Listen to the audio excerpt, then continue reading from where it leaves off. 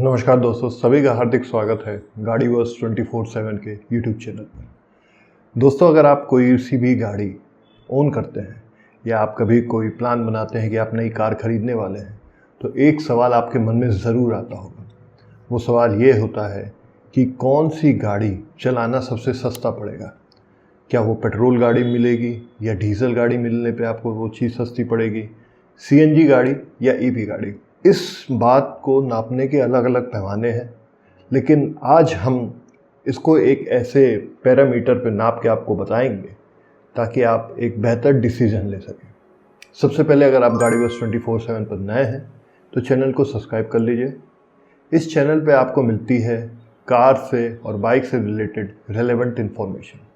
तो चलिए, बिना लेट किए हुए हम स्टार्ट करते हैं। फ्यूल के दाम दिन पर दिन बढ़ते जा रहे हैं। ग्लोबल टेंशन के वजह से कभी ये पीक पे भी चले जाते हैं, फिर कूल डाउन होते हैं, फिर अचानक से बढ़ जाते हैं। इन सारी चीज़ों का एक इम्पैक्ट आपके गाड़ी की बाइंग डिसीजन पे कहीं ना कहीं पड़ता है। हम सबके मन में एक सवाल रहता है कि अगर हम कोई कार खरीदते हैं तो वो 2-3 चीज़ों में अच्छी होनी चाहिए। माइलेज अच्छा होना चाहिए, आफ्टर सेल सर्विस अच्छी होनी चाहिए, लुक्स अच्छे होने चाहिए और स्पेसिफिकेशन भी उसमें अच्छी होनी चाहिए। तो एक पैरामीटर जो होता है कि माइलेज के बेस पे हमें कौन सी गाड़ी लेनी चाहिए, पेट्रोल, डीजल, सीएनजी या ईवी। ये सवाल हम सबके मन में रहता है। तो आज हम आपके लिए कंपैरिजन करके ले आए हैं इन चारों वेरिएंट को रनिंग कॉस्ट पे, यानी हर किलोमीटर चलाने पे इन गाड़ियों में आपको कितने रुपए देने पड़ सकते हैं। ये जो डेटा है ये हमने 2 रेलेवेंट सोर्सेज से लिया है और हमारे एक्सपर्ट के साथ डिस्कस करके ये हम आपके लिए लेके आ रहे हैं। सबसे पहले हम आपको बताएंगे कि 4 गाड़ियां जो है पेट्रोल, डीजल, सीएनजी और ईवी, इनके क्या क्या प्रोज हैं, कॉन्स क्या हैं, और एट लास्ट हम आपको एक टेबल दिखाएंगे और हम आपको बताएंगे कि पर किलोमीटर का कॉस्ट हर गाड़ी का कितना पड़ता है। पेट्रोल गाड़ियों की बात करें तो सबसे पहले इसके प्रोज की बात करते हैं। पेट्रोल गाड़ियों में एक स्मूथ परफॉर्मेंस आपको देखने को मिलता है। गाड़ियाँ अच्छी चलती हैं, लंबे समय के लिए चलती हैं। साथ ही साथ इसका जो इंजन होता है वो काफ़ी रिफाइंड होता है। उस पर काफ़ी एक्सपर्ट्स लोग काम करते हैं, उसको ऐसा प्रिसाइज किया जाता है, रिफाइन किया जाता है कि वो आपको एक अच्छा ड्राइविंग एक्सपीरियंस दे सके। तीसरी जो इसकी सबसे बड़ी प्रो है वो ये है कि पेट्रोल गाड़ियाँ हमारे इंडिया में और पूरी दुनिया भर में ईजिली अवेलेबल होती हैं। आप किसी भी शोरूम में जाएंगे, आपको वहाँ पर पेट्रोल गाड़ियाँ ईजिली अवेलेबल हो जाती हैं। अब कॉन्स की बात करें तो पेट्रोल गाड़ियों में अमूमन 3 कॉन्स होते हैं। सबसे पहला कॉन तो ये होता है कि इसमें बहुत हाई रनिंग कॉस्ट होता है। मतलब अगर आप बाकी गाड़ियों के कंपैरिजन में जाएंगे तो पेट्रोल गाड़ी सबसे ज़्यादा फ्यूल कंज्यूम करती है, तो इसका जो रनिंग कॉस्ट होता है वो काफ़ी ज़्यादा होता है। दूसरा इसका जो कॉन्स है वो ये है कि इसका माइलेज अमूमन बहुत कम होता है।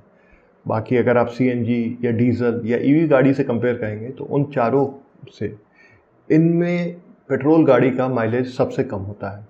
तीसरा जो सबसे इम्पॉर्टेंट फैक्टर है, इसमें से जो पॉल्यूटेंट निकलते हैं, जो पोल्यूशन फैलाते हैं, वो सबसे ज़्यादा होता है। अब हम आपको बताएंगे प्रोज एंड कॉन्स डीजल गाड़ियों के क्या होते हैं। सबसे पहले प्रोज की बात कर लेते हैं। पहले नंबर पे आता है बेटर माइलेज। डीजल गाड़ियों का जो माइलेज होता है वो पेट्रोल के कंपैरिजन ठीक होता है, अच्छा होता है। दूसरा जो इसका प्रो है वो है अगर आप हाईवे पे लंबी ड्राइविंग करते हैं तो वहाँ पे ये आपको एक आइडल ऑप्शन के तौर पे मिल जाती है गाड़ी। लॉन्ग इंजन लाइफ होती है। डीजल गाड़ियों की जो इंजन लाइफ होती है वो बाकी गाड़ियों के कंपैरिजन अच्छी चलती है। इसीलिए आपने देखा होगा कि जितने भी ट्रक्स होते हैं, ट्रांसपोर्ट होते हैं, वो लोग डीजल को ज़्यादा प्रीफर करते हैं रादर देन सीएनजी, ईवी और पेट्रोल। अब कॉन्स के बारे में बात करते हैं। डीजल गाड़ियों का भी 3 बेसिक कॉन है। पहली बात, इसमें बहुत मेंटेनेंस होता है, हायर मेंटेनेंस होता है। दूसरा कॉन उनका ये है कि ये जब गाड़ियाँ स्टार्ट होती हैं या चलती हैं तो काफ़ी नॉइज़ करती हैं। इन गाड़ियों में से इंजन का नॉइज़ काफ़ी ज़्यादा होता है। तीसरा, इसमें जो पॉल्यूटेंट होते हैं, एमिशन के नॉर्म्स होते हैं, वो बड़े स्ट्रिक्ट होते हैं। आपने देखा होगा कि पेट्रोल गाड़ियाँ डीजल गाड़ियों पे दिल्ली में प्रतिबंध लगा दिया गया था जो 15 साल से ज़्यादा हो। तो ये सारी चीज़ें होती हैं। दोस्तों, अब बात करते हैं सीएनजी गाड़ियों के यूएसपी और कॉन्स के बारे में। इसका जो यूएसपी है वो सबसे अच्छा ये है कि लोएस्ट फ्यूल कॉस्ट होता है बाकी दोनों के कंपैरिजन, यानी डीजल और पेट्रोल से कम फ्यूल ये कंज्यूम करती है। इको फ्रेंडली होती है, इसका एडवांटेज सबसे बड़ा यही है कि ये इको फ्रेंडली होती है और गुड फॉर डेली यूज़ होती है। अगर आप पर डे ट्रैवल करते हैं छोटी डिस्टेंस के लिए या बड़ी डिस्टेंस के लिए, तो आपके लिए सीएनजी गाड़ियाँ एक सूटेबल ऑप्शन हो सकती हैं। कॉन्स की बारे में बात करते हैं तो इन गाड़ियों में जो बूट स्पेस होता है, जहाँ पे आप अपना सामान रख सकते हैं अगर आप कहीं घूमने जा रहे हैं या ट्रैवल के लिए जा रहे हैं, तो बूट स्पेस आपको बहुत लिमिटेड मिलता है, कम मिलता है। इसकी जो रिफ्यूलिंग स्टेशंस हैं वो बहुत कम मिलते हैं। अब तो तब भी काफ़ी अच्छा इंफ्रास्ट्रक्चर बदल गया है पिछले 10-15 सालों में, तो आपको ईजिली मिलने लगा है। लेकिन अभी भी in comparison of diesel and petrol stations आपको सीएनजी के रिफ्यूलिंग स्टेशन कम देखने को मिलते हैं। तीसरा इस गाड़ी का जो कौन है वो ये है कि इसमें पावर लैग होता है, मतलब उतनी पावर आपको नहीं मिलती है। ये नॉर्मल गाड़ियाँ होती हैं, लंबे सफ़र के लिए ठीक होती हैं, ईजी टू मेंटेन होती है, सब चीज़ें हैं, पर इसमें आप चाहेंगे कि आपको ये सारी सुविधा भी मिल जाए और इसमें पावर भी ज़्यादा मिल जाए, तो वो नहीं होता है। अब बात आती है चौथी गाड़ियों की, जो कि होती है ईवी। ईवी व्हीकल पे इस समय इंडियन ऑटो इंडस्ट्री की हर बड़ी कंपनी अपना एड़ी जोड़ी का दम लगा के नई नई गाड़ियाँ लॉन्च कर रही है। हाल ही में टाटा हैरियर ईवी लॉन्च हुई है, जो एसयूवी सेगमेंट में गजब की पावर देती है। 396 bhp है उसकी पावर, और आप ये समझिए कि ये अभी तक इलेक्ट्रिक सेगमेंट में जितनी भी एसयूवी हैं उनमें सबसे ज़्यादा पावरफुल गाड़ियाँ हैं। फीचर वाइज भी काफ़ी अच्छी है, एडास फीचर है, सारी चीज़ें। अगर आपको इसका डिटेल वीडियो देखना है तो हम आपको कमेंट बॉक्स में उसका लिंक डाल देंगे, वरना आई बटन पे आप क्लिक करके उस वीडियो को देख सकते हैं। अब बात करते हैं इलेक्ट्रिक गाड़ियों की यूएसपी की। इन गाड़ियों का जो रनिंग कॉस्ट होता है वो सबसे कम होता है। अगर आप होम चार्जिंग करते हैं उस केस में ये काफ़ी कम होता है। ज़ीरो टेल पाइप एमिशन होता है, इसमें एमिशन एकदम मतलब ज़ीरो के बराबर ही होता है क्योंकि बैटरी से चलती है। स्मूथ ड्राइव होती है। ईवी की गाड़ियों की एक खासियत होती है कि बड़ी स्मूथ चलती है। अब आप सोचिए जैसे आप बैटरी से कोई गाड़ी चला रहे हैं तो उसमें पावर कांस्टेंट रहता है, तो वो बड़ी स्मूथ चलती है। कॉन्स की भी बात कर ले इलेक्ट्रिक गाड़ियों की, तो इसमें हाई अप फ्रंट कॉस्ट पड़ता है। गाड़ियाँ थोड़ी महंगी होती हैं क्योंकि अभी इंफ्रास्ट्रक्चर बिल्डअप हो रहा है। इसमें आपको वारंटी की दिक्कत हो सकती है, लाइफ टाइम वारंटी कुछ गाड़ियों में मिल रही है, कुछ में नहीं मिल रही है। टाटा ने भी हाल ही में अपनी कुछ इलेक्ट्रिक गाड़ियों पे लाइफ टाइम वारंटी देने की घोषणा की है। उसके ऊपर भी हमने वीडियो बनाया है, उसका लिंक आपको डिस्क्रिप्शन में मिल जाएगा। और तीसरा जो इसमें एक जो मेजर इशू आता है इलेक्ट्रिक गाड़ियों में वो ये है कि इसमें बैटरी रिप्लेसमेंट कॉस्ट काफ़ी ज़्यादा होती है, तो इसलिए भी कई लोग इसको प्रीफर नहीं करते हैं। लेकिन धीरे धीरे अब कंपनियां इस बात को समझ रही हैं और वो SOH यानी स्टेट ऑफ हेल्थ जो होती है बैटरी, उसके बेसिस पे आपकी जो ईवी गाड़ियों की बैटरी है उसको रिप्लेस कर देगी या रिपेयर कर देगी। इंफ्रास्ट्रक्चर जो है अभी चार्जिंग का वो बहुत मिनिमल है, लेकिन सरकार और अलग अलग कंपनियां इस पर काम कर रही हैं। अब देखने वाली बात यह है कि कितने सालों में ये उस लेवल पर पहुँच जाता है कि हमको ईज़िली कोई भी चार्जिंग इंफ्रास्ट्रक्चर या स्टेशन देखने को मिलेगा अपने घरों के पास। क्योंकि मेन इशू यही है, अगर मान लीजिए आपने गाड़ी चार्ज कर ली, लंबे सफ़र पे गए और वहाँ डिस्चार्ज हो गई तो ये गाड़ी फिर चलती नहीं है। तो सबसे बड़ा जो कौन है वो इलेक्ट्रिक गाड़ी का यही है, चार्जिंग स्टेशन। बैटरी कॉस्ट जो होती है इसकी अगर आप नहीं लगवा रहे हैं तो, और हाई अप फ्रंट कॉस्ट, गाड़ी थोड़ी महंगी आती है पर वो लॉन्ग रन में आपको पैसे बचा देती है। दोस्तों अब आते हैं सबसे इम्पोर्टेंट टॉपिक पे कि रनिंग कॉस्ट पर किलोमीटर कितना पड़ता है।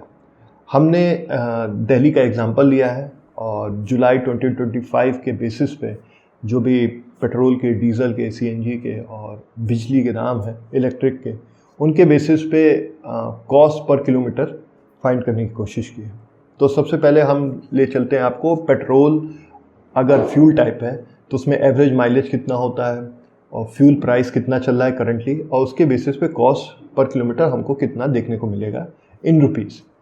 पेट्रोल अमूमन जो आप माइलेज देखते हैं वो 17, 18, 19 का माइलेज मिल जाता है। अगर आपकी बहुत बड़ी गाड़ी नहीं है, जो हम ऑन एन एवरेज गाड़ियों की बात कर रहे हैं तो 17.5 हम मान लेते हैं कि 17.5 किलोमीटर प्रति लीटर पेट्रोल की गाड़ियाँ चलती हैं। पेट्रोल का दाम अभी 94.7275 है, अलग अलग जगहों पे 10-20 पैसे का फ़र्क होता है। उसके बेसिस पे अगर हम कॉस्ट निकालते हैं तो ₹5.40 प्रति किलोमीटर का कॉस्ट आता है। जो कि सबसे हाई है बाकी टाइप की गाड़ियों के कंपैरिजन में। दूसरे नंबर पे हम आते हैं डीजल। डीजल का जो ऑन एन एवरेज माइलेज होता है वो 20 से 22-23 किलोमीटर प्रति लीटर होता है, और डीजल का जो दाम चल रहा है वो 87.67 से लेके 70 ऐसे अमूमन चल रहा है। तो उस केस में अगर हम कॉस्ट पर किलोमीटर निकालते हैं तो 3.90 यानी 3 रुपये 90 पैसे प्रति किलोमीटर की कॉस्ट आती है। तीसरे नंबर पे हम आते हैं सीएनजी। सीएनजी में जो अमूमन रेंज मिलती है वो 27-28 से लेकर 30-34-35 तक मिल जाती है। इस पे भी हमने आपको एक वीडियो बना के दिया था कि टॉप 5 सीएनजी गाड़ियाँ जो इंडिया में सन 2025 में धमाल मचा रही हैं वो कौन कौन सी हैं, वो भी आप देख सकते हैं। तो 27 किलोमीटर का हम ऑन एन एवरेज मान के अगर चलते हैं कि माइलेज मिलता है, और सीएनजी की कॉस्ट है 76.09 पर केजी। तो इन दोनों को जब हम कैलकुलेट करते हैं तो हमारा जो पर किलोमीटर का कॉस्ट आता है वो तकरीबन 2 रुपये 77 पैसे आता है। अब बात करते हैं इलेक्ट्रिक गाड़ियाँ की। इलेक्ट्रिक गाड़ियाँ भी दो तरीके की हो सकती हैं। अगर आप होम चार्जिंग करते हैं तब उस पर रनिंग कॉस्ट क्या आएगी, और अगर आप चार्जिंग स्टेशन पे ले जाते हैं, फास्ट चार्जिंग कराते हैं, तो उसकी कॉस्ट क्या आएगी। तो सबसे पहले हम चलते हैं कि इलेक्ट्रिक गाड़ियाँ जो होम पे चार्ज होती हैं उसमें ये लिखते हैं कि 5 किलोमीटर प्रति यूनिट लगता है, मतलब एक यूनिट पे आप 5 किलोमीटर चल सकते हैं। और घर की जो चार्जिंग यूनिट है वो तकरीबन 7 रुपये में आपको एक यूनिट पड़ती है। तो इसमें जो कॉस्ट पर किलोमीटर आता है वो तकरीबन 1 रुपये 40 पैसे का आता है, जो कि मिनिमम है बाकी गाड़ियों के कंपैरिजन में। अब चलते हैं कि अगर आप इलेक्ट्रिक गाड़ी को स्टेशन पे चार्ज करते हैं या फास्ट चार्जिंग करते हैं तो उस केस में जो एवरेज आपको मिलता है वो यही है कि 5 किलोमीटर प्रति यूनिट आपको एवरेज मिलता है। पर यहाँ पे जो फ्यूल का दाम होता है, मतलब चार्जिंग का जो कॉस्ट होता है, वो 20 रुपये प्रति यूनिट हो जाता है, क्योंकि वो कमर्शियल चीज़ हो जाती है, वो ज़्यादा बैटरी कंज्यूम करती है, इलेक्ट्रिसिटी ज़्यादा कंज्यूम करती है। तो उस केस में जो आपका रनिंग कॉस्ट होता है वो 3 रुपये 33 पैसे के अराउंड पहुँच जाता है, जो कि पेट्रोल और डीजल से तो ठीक है, लेकिन सीएनजी और इलेक्ट्रिक कार जो घर पे चार्ज होती है उससे ज़्यादा। तो दोस्तों हमने आपको दिखाया कि पेट्रोल, डीजल, सीएनजी और इलेक्ट्रिक गाड़ियाँ घर पे चार्ज करना और फास्ट चार्जिंग में रनिंग कॉस्ट कितना आता है। इसके बेसिस पे आपको एक आइडिया लग गया होगा कि कौन सी गाड़ी आपके लिए ज़्यादा सूटेबल रहेगी। हमने आपको प्रोज एंड कॉन्स भी बता दिए, जिसके बेसिस पे आप एक बेटर डिसीजन ले सकते हैं। अच्छा, अगर हम इनसाइट्स की बात करें जो हमको सोर्सेज से मिला है, उसके बेसिस पे हम चारों गाड़ियों के कुछ पॉइंट आपके सामने रखना चाहते हैं। तो सबसे पहले हम पेट्रोल गाड़ियों की बात करते हैं। इसमें हाईएस्ट कॉस्ट पर किलोमीटर तो पड़ता है, लेकिन ये शॉर्ट टर्म ओनरशिप के लिए सबसे सूटेबल गाड़ी है। और अगर आपके घर के आसपास उतना इंफ्रास्ट्रक्चर नहीं है सीएनजी का, इलेक्ट्रिक का, तो उस केस में भी ये बेस्ट ऑप्शन है। डीजल की बात करें तो ये लॉन्ग डिस्टेंस ड्राइविंग के लिए काफ़ी अच्छी है। पेट्रोल से कम इसका रनिंग कॉस्ट पड़ता है, हाई एंड मेंटेनेंस है, और स्ट्रिक्टर आप ये जान के चलिए कि एमिशन नॉर्म्स होते हैं। तो ये दूसरा पॉइंट है जो सारी चीज़ों को समराइज़ करता है। सीएनजी की बात करें तो मोस्ट इकोनॉमिकल होती है आफ्टर ईवीज, और आइडल फॉर सिटी कम्यूट्स। अगर आप 150 किलोमीटर पर डे का ट्रैवल करते हैं तो उस केस में सीएनजी गाड़ियाँ आपको ज़्यादा सूटेबल है। अब तो मैनुअल और ऑटोमेटिक ट्रांसमिशन में भी आती है, तो ये चीज़ें अच्छी हैं। इंफ्रास्ट्रक्चर अभी भी बढ़ रहा है, तो ये एक ग्रोइंग सेगमेंट ऑफ कार्स है, तो इसको बात ध्यान में रखिएगा। इलेक्ट्रिक गाड़ी की बात आती है तो चीपेस्ट रनिंग कॉस्ट है अगर आप घर पे चार्ज करते हैं। गाड़ियों का दाम थोड़ा अपफ्रंट होता है, थोड़ा ज़्यादा होता है बाकी गाड़ियों के कंपैरिजन, बट लंबे समय में आप अगर देखेंगे तो आपकी सेविंग हो जाती है। इसका एक ही कौन है जो मेन है, एक क्या दो हम बोल सकते हैं कि इंफ्रास्ट्रक्चर अभी उतना डेवलप नहीं हुआ है, और बैटरी रिप्लेसमेंट जो कॉस्ट है वो काफ़ी ज़्यादा है। तो दोस्तों आज की वीडियो में हमने आपको बड़ी डिटेल में और बड़ी सिंपल तरीके से बताया कि 4 तरीके की गाड़ियाँ जो भी हैं, पेट्रोल, डीजल, सीएनजी और ईवी, इनका रनिंग कॉस्ट कितना पड़ता है। अगर ये वीडियो आपको अच्छा लगा हो, रेलेवेंट लगा हो और इन्फॉर्मेटिव लगा हो तो अपने दोस्तों के साथ इसे ज़रूर शेयर करिएगा। अगले वीडियो तक आप अपने दोस्त गाड़ीवर्स 24/7 को इजाज़त दीजिए। हम जल्दी ही मिलेंगे। जय हिंद, जय भारत।